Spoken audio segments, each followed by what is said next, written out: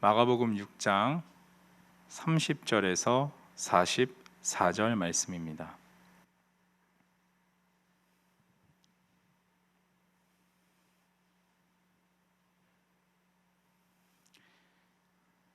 이 말씀을 한 목소리로 다 같이 읽도록 하겠습니다.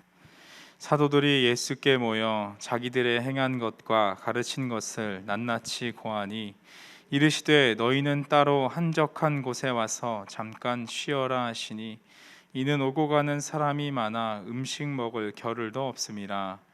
이에 배를 타고 따로 한적한 곳에 갈새 그 가는 것을 보고 많은 사람이 저희인 줄 알지라. 모든 고을로부터 도보로 그곳에 달려와 저희보다 먼저 갔더라. 예수께서 나오사 큰 무리를 보시고 그 목자 없는 양 같음을 인하여 불쌍히 여기사 이에 여러 가지로 가르치시더라.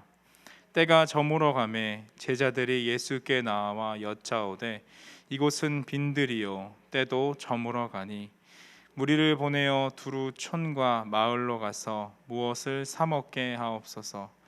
대답하여 가라사대 너희가 먹을 것을 주라 하시니 여짜오되 우리가 가서 200데나리온의 떡을 사다 먹이리이까.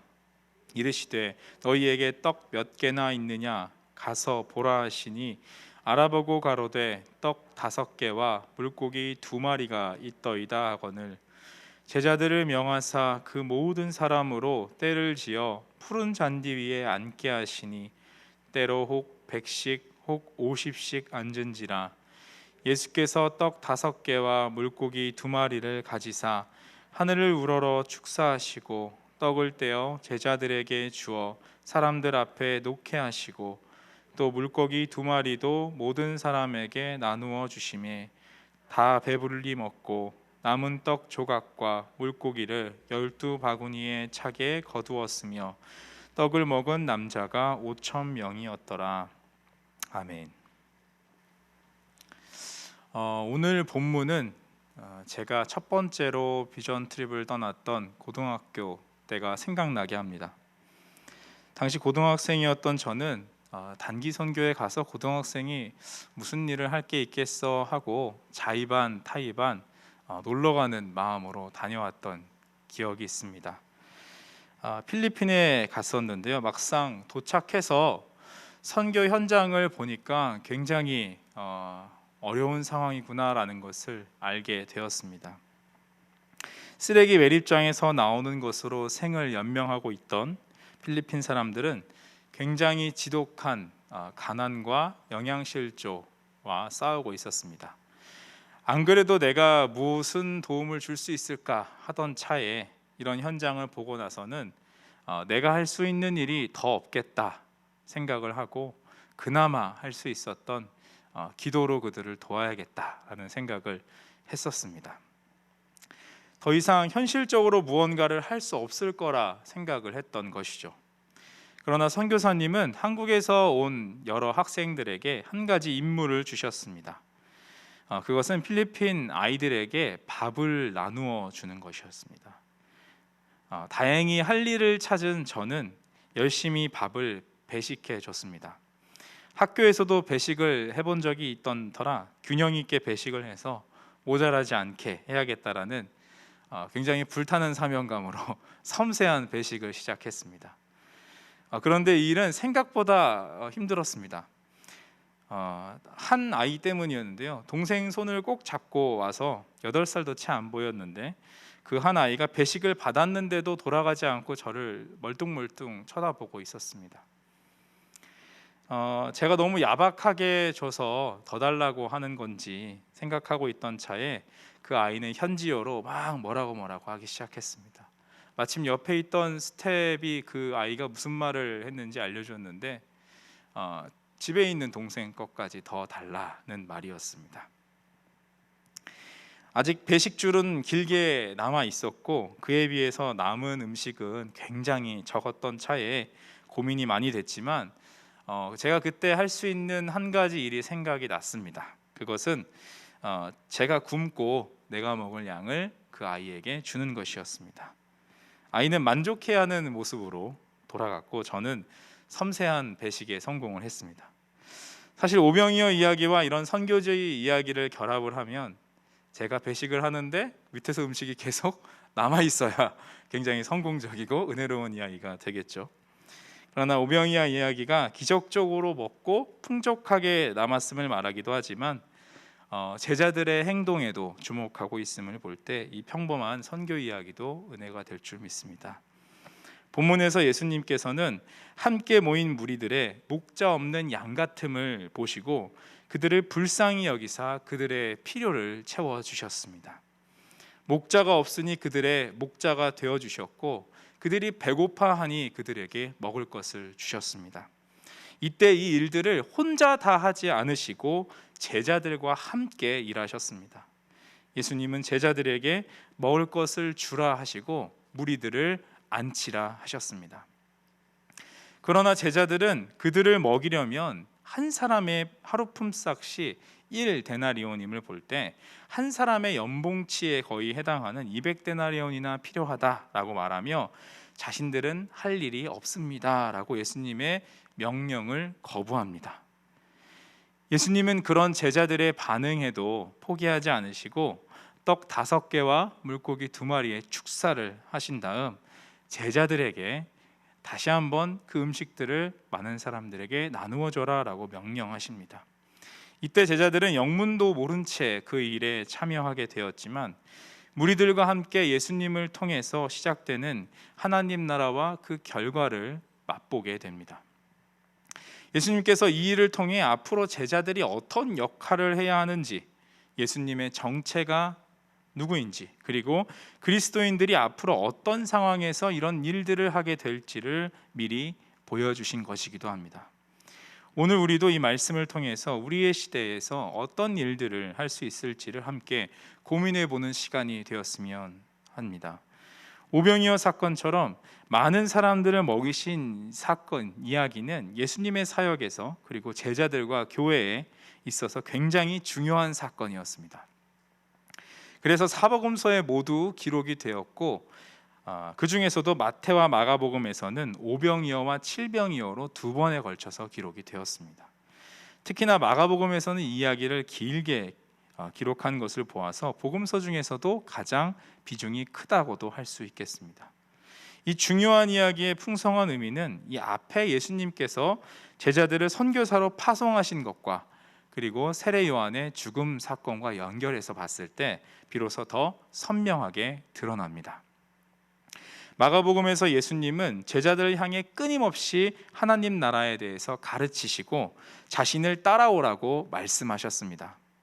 그리고 제자들뿐만 아니라 다른 유대인들과 심지어 이방인에게까지도 제자 되기를 요청하셨습니다. 그래서 오병이어가 유대인들을 향한 요청이었다면 칠병이어는 이방인들을 향한 요청이라고도 말할 수 있습니다. 하나님은 예수님을 통해서 이렇게 끊임없이 예수님을 따르기를 요청했지만 제자들과 무리들은 이 본심을 다 알지 못하고 하나님의 요청을 거부하거나 배척했습니다. 그렇게 예수님은 고향에서 이방 지역인 거라사에서 그리고 제자들에게 거절을 당하셨던 것이죠. 마가복음 5장 17절을 보면 거라사의 주민들이 예수님께서 귀신들을 돼지떼에 들어가게 해서 몰살시키는 것을 보고 예수님께 자신들의 마을을 떠나달라고 요청을 합니다. 그리고 6장에서 고향에 돌아오신 예수님은 6장 3절에 고향의 회당 사람들로부터 또 배척을 받으십니다.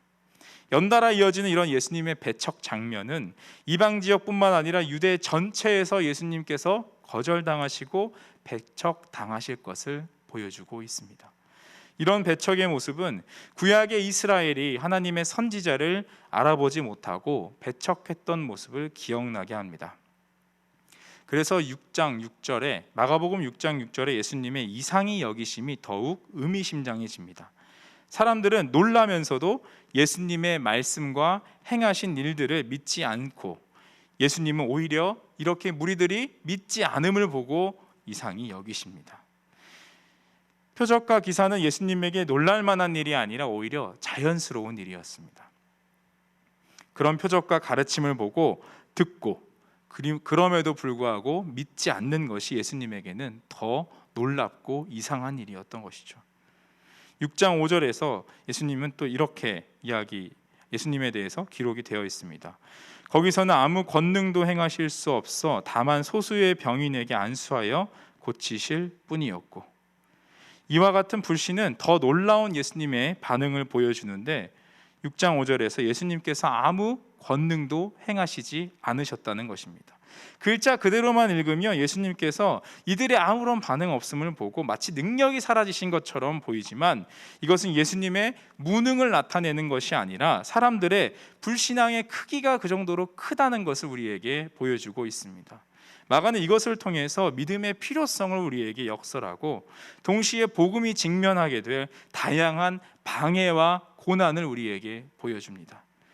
예수님께서 고향과 여러 지역에서 배척 당하셨듯이 앞으로 제자들이 전할 복음과 교회의 사역에도 고난 중에 있을 것임을 미리 보여주시는 것이죠.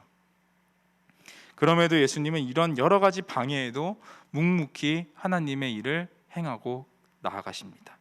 그리고 예수님께서는 이런 방해에 잠시 하나님의 일을 중단하는 그런 결정을 하시지 않고 마가복음 6장 7절에서 제자들을 여러 지역으로 보내서 복음을 전하십니다.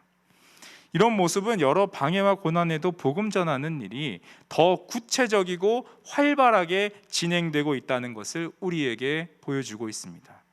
특히 이 일을 수행하는 사람인 12제자들이 예수님이 행하셨던 축기와 치유 사역을 뒤이어 따라한다는 것은 제자들을 통해 새로운 이스라엘을 만들어내실 것의 한 표적이기도 합니다. 제자들은 예수님의 이런 권위를 받아서 예수님을 닮아서 그 역할을 감당하게 되는 것이죠.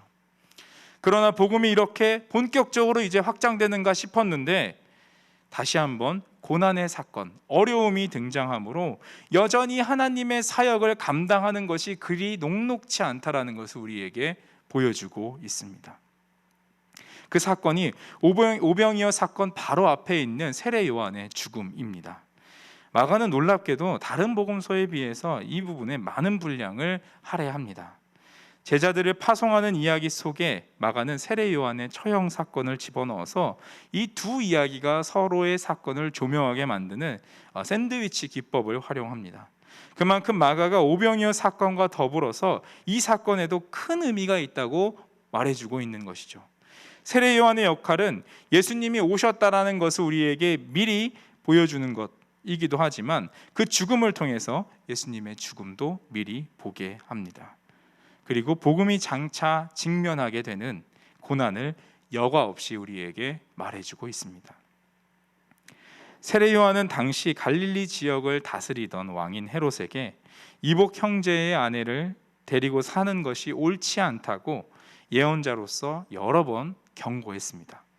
그래서 헤롯의 아내는 옳은 말만 하는 이 요한을 어떻게든 죽이고 싶었을 것입니다.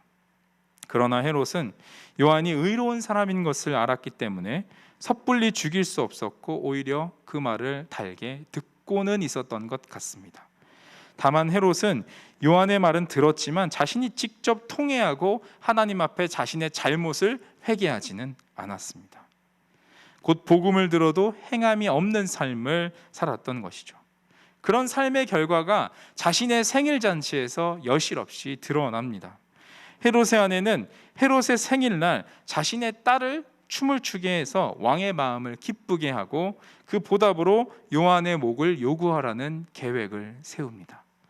당시 유대 지역 왕의 생일 자체에서 이렇게 여인의 춤 사위가 벌어지는 것은 일반적이진 않습니다. 워낙 유흥을 즐겼던 헤롯은 이 딸의 춤을 허락하고 흥을 돋구게 만듭니다. 이미 많이 취하고 딸의 아름다운 몸짓에 반한 헤롯은 많은 사람들 앞에서 소원을 약속을 하죠. 그것도 자신의 권한을 한참 벗어난 나라의 반을 주겠다라는 로마 황제여야 할 법한 그런 약속을 그 자리에서 하게 됩니다. 얼마나 제정신이 아닌지를 알 수 있는 것이죠. 이미 많은 사람들 앞에서 공주의 소원을 들어주겠다고 약속한 터라 세례 요한의 목을 요구한 공주의 말을 들어줄 수밖에 없었습니다.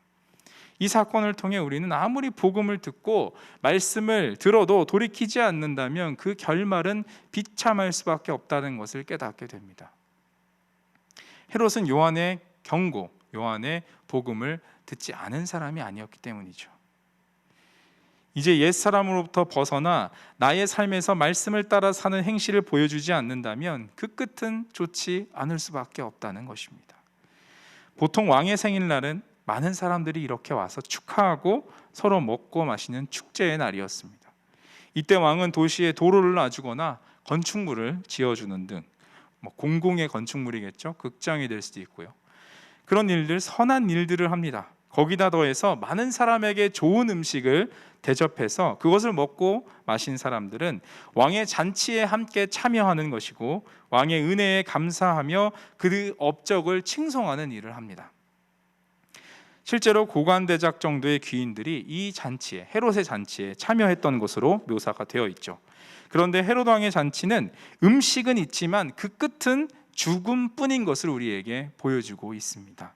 마가복음 6장 21절에 마침 기회 좋은 날이 왔으니 곧 헤롯이 자기 생일에 대신들과 천부장들과 갈릴리의 귀인들로 더불어 잔치할세라고 되어 있습니다. 헤롯은 자신에게 맡겨진 강력한 권한을 가지고 한다는 일이 고작 마음에 들지 않는 사람을 처단하는 일이었습니다. 그것도 많은 권력자들, 궁궐신하, 군대장관, 갈릴리의 지역 수장들 앞에서 말이죠. 그런 왕의 잔치에는 선한 일을 한 왕을 찬양하는 사람은 없고 자신의 말을 듣지 않으면 술 취한 김에 죽이는 공포만이 있었습니다. 반면에 오늘 우리가 보았던 본문인 오병이어 사건은 헤롯 왕의 죽음의 잔치와 완전히 반대되는 생명의 잔치입니다. 예수님은 헤롯의 휘황찬란한 왕궁과 대조되는 한적한 곳, 풀밭에서 많은 사람들과 잔치를 나누십니다. 양과 같은 백성들 위에 있는 헤롯은 진짜 목자, 진정한 왕이 아니기 때문에 그 아래에 있는 양들과 같은 백성은 고통을 당할 수밖에 없었습니다. 무리에게는 쉴 만한 물가로 인도해 가는 목자가 없었던 것이죠. 목자 없이 잃어버린 양과 같이 모여있는 이 무리들은 헤롯의 잔치에 참석했던 사람들과 달리 자기 스스로를 지킬 힘이 없었던 사람들이었습니다. 헤롯의 잔치에는 자기 스스로의 힘으로 자신을 지킬 수 있다고 꽤나 힘쓰는 사람들이 모였지만 정작 헤롯 앞에서는 누구도 자신을 지킬 수 없는 사람들이었죠. 그러나 예수님의 앞에 무리들은 스스로 지킬 수 없는 사람들이었지만 진정한 왕이신 예수님 한 분만으로 안전을 보장받고 있습니다. 이들은 예수님 때문에 원수의 흉흉한 칼날 앞에서도, 요한이 죽는 그런 흉흉한 분위기 속에서도 곳곳에 비스듬히 누워서 생명의 잔치를 즐길 수 있었던 것입니다. 예수님께서는 그런 그들을 불쌍히 여기셔서 빵을 나누시기 전에 먼저 그들을 가르쳐 주십니다. 예수님의 저자 직강이 무엇인지 알 수 있으면 참 좋겠지만 마가는 자세히 소개하고 있지는 않습니다. 그러나 아마도 1장에서부터 계속 복음을 말하고 계셨으니 여기서도 아마 복음에 관해 가르치셨을 것이라고 생각이 됩니다. 그 중에서도 시편 23편과 같은 목자에 관한 구약 이야기나 하나님 나라에 관한 일들을 아마도 이때 가르치셨을 것으로 보입니다. 한창 설교를 하시던 예수님이 날이 저문 것을 보시고 제자들로 하여금 사람들을 100명, 50명씩 앉히시고 떡과 물고기에 기도하시고 모든 사람들에게 그것을 나누어 먹게 하십니다. 우리가 잘 아는 장면인 5,000명이나 되는 사람들이 이 작은 것들을 부족함 없이 심지어 12광줄이나 남기며 다 먹게 됩니다. 배부르게 말이죠. 이것은 시편 23편과 에스겔 34장에 나오는 것 같이 메시아이신 예수님께서 앞으로 하나님의 참 백성 곧 이스라엘을 모으고 그들을 푸른 초장으로 쉴만한 물가로 인도하시라는 것을, 그 소망이 성취되는 장면인 것입니다. 에스겔 34장에서 이렇게 말합니다. 내가 한 목자를 그들 위에 세워 먹이게 하리니 그는 내 종 다윗이라. 그가 그들을 먹이고 그들의 목자가 될지라. 나 여호와는 그들의 하나님이 되고 내 종 다윗은 그들 중에 왕이 되리라. 나 여호와의 말이라. 아마도 이런 기적은 무리들에게는 예수님께서 오병이어 기적 전에 가르쳐 주신 복음이 실제로 경험되는 놀라운 순간이었을 것입니다. 방금까지 말해주셨던 복음의 선포가 눈앞에서 막 일어나는 것을 경험하게 되는 것이죠. 또한 오병이어는 세례 요한이 잡혀 죽고 그와 비슷한 일을 하던 예수님과 제자들이 더 조심하고 몸을 사려야 하는 그 시간에 오히려 더 놀라운 일을 행하고 있다는 것을 우리에게 보여줍니다. 아까와 같이 복음이 여러 장애물들을 만나고 고난 속에 있지만 멈추지 않고 끊임없이 약진하고 있다는 것을 말하고 있는 것이죠. 제자들과 이 글을 읽는 초대교회 독자들은 이런 예수님의 활약을 보고 들으면서 자기들도 비록 고난 중에 있지만 하나님은 신실하게 하나님의 일을 하실 것을 소망하게 되었을 것입니다. 이것은 고난이 사라지거나 문제가 단번에 해결된다는 그런 소망이 아니라 예수님의 말씀 선포와 하나님의 약속이 성취되었던 것처럼 우리를 향한 하나님의 약속도 영원할 것을 기억하는 것입니다. 다만 아직 제자들은 현장에서 깨닫지 못하고 있지만 마가는 이 글을 읽는 사람들 그리고 우리들이 이 놀라운 메시지를 이해하기를 바라고 있는 것이죠. 마가는 다른 복음서에 비해 이 이야기를 길게 이해하고 있기 때문에 우리는 더욱더 주목해야 하는 것입니다. 우리는 이렇게 예수님에게 위험이 계속 짙어지고 있는 순간에도 원수의 목전에 생명의 잔치를 베푸실 수 있는 유일한 분은 예수님인 것을 깨달아야 합니다. 진짜 잔치의 주인, 생명의 주인은 바로 예수님이십니다. 예수님은 충분히 그 5,000명이나 되는 사람을 데리고 헤롯에게 찾아가서 불만을 토로하거나 정치적으로 아니면 군사적 우위를 점하실 수도 있었을 것입니다. 그러나 그렇게 하지 않으셨죠. 아니면 예수님은 다른 방법으로 구약의 전통에, 구약의 예언에 기대어서 더 매력적인 방법으로 앞에 있는 무리들을 선동할 수도 있었습니다. 스가랴 10장 2절에서 12절에 보면 목자가 없이 고난받으며 떠도는 양과 같이 있는 그런 백성들의 이야기가 등장을 하는데요. 이들은 그것으로 끝나지 않고 그 상태로 끝나지 않고 이후에 승리하는 백성들로 변화되게 됩니다. 만약 예수님이 헤롯의 위협을 헤롯과 같은 방식으로 잠재우시기를 작정하셨다면 이 구절을 인용해서 지금의 기가 막힌 상황들을 적용해서 스가랴의 예언 성취와 함께 이 예언에 동참하라라고 명령했을 수도 있었을 것입니다. 얼마나 멋집니까? 구약의 예언 성취에 모두가 동참할 수 있는 그런 시간이며 심지어 예수님의 이름은 여호수아 아니었습니까? 새 여호수아이신 예수님을 필두로 하나님께서 새롭게 주실 가나안 땅을 향해서 진격하자 정말 승리할 것 같은 기분이 들지 않았겠습니까? 그러나 예수님은 이런 고조된 분위기를 뒤로하고 그들을 다 집으로 돌려보내시고 한적한 곳으로 가십니다. 그래서 요한복음 6장 15절은 이렇게 기록하고 있습니다. 그러므로 예수께서 그들이 와서 자기를 억지로 붙들어 임금으로 삼으려는 줄 아시고 다시 혼자 산으로 떠나가시니라. 예수님은 헤롯과 같은 방식이 아니라 세상의 방법이 아니라 겸손의 왕으로 그리고 사람들이 예상할 수 없는 하나님의 평화의 방식으로 하나님 나라가 시작되었음을 알리고 계신 것입니다. 이제 설교를 마무리하면서 다시 처음 질문으로 되돌아보려고 합니다. 예수님은 헤롯 왕과 대조되면서 진짜 왕이 누구신지 선명하게 드러내셨습니다. 그리고 왕이신 예수님은 선한 목자가 되셔서 하나님에게 이스라엘을 인도해 가실 것을 오병이어 기적을 통해 보여주셨습니다. 예수님께서는 이 일을 자신만 하는 것이 아니라 제자들도 함께하게 될 것을 그리고 교회도 동참해야 할 것을 알려주시기 위해서 오병이어 기적에 많은 사람들을 동참시키셨습니다. 제자들은 예수님의 정체에 대해서 비록 끝까지 다 알지 못했지만 예수님의 말씀에 따라서 명령에 따라서 빵을 떼어야 했고 나눠주어야 했습니다. 잘 몰랐지만 예수님의 말씀대로 순종했을 때 놀라운 일이 일어나게 되었죠. 그러나 기적이 일어났다는 것보다 더 중요한 것은 제자들이 하나님 나라 사역에 예수님과 함께 동참했다라는 사실입니다. 제자들은 오병이어 이후에 앞으로 예수님께서 고난을 당하시고 여러 방해에도 불구하고 묵묵히 하나님의 말씀에 순종하며 전진하는 모습을 보며 오병이어 기적을 오버랩시킬 수 있어야 됐습니다.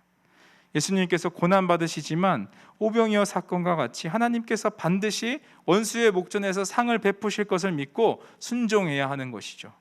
비록 제자들이 그렇게 하지 못했지만 이런 경험들은 예수님께서 부활하시고 승천하신 후에 고아와 같이 남겨진 그 제자들에게 성령님께서 함께 하시며 여러 박해에도 불구하고 복음이 살아서 숨쉬게 하는 아주 중요한 역할을 했을 것입니다. 코로나19로 우리가 더욱더 짙어진 불확실성이 큰 시대를 살아가고 있습니다. 이 말씀을 기억하며 우리가 할 수 있는 하나님 나라 일들에 집중하며 그 일들이 중단되지 않도록 함께 마음을 모아 기도하고 힘써야 할 때인 것 같습니다. 우리 삶 속에서 복음을 살아내고 복음을 전하고 서로의 중보 기도 제목을 위해 기도하고 돌보는 일이 바로 그런 일일 것입니다. 우리는 우리 앞에 여러 방해와 고난이 있더라도 이 일들을 끝까지 중단하지 않고 감당할 때 비록 그 일들을 잘 해내지 못하고 어설퍼도 심지어 애쓰다 지치게 되어도 예수님께서는 우리에게 끝까지 새 힘을 주시고 일으키시고 우리 모두를 이 믿음의 여정에서 승리하게 하실 것입니다.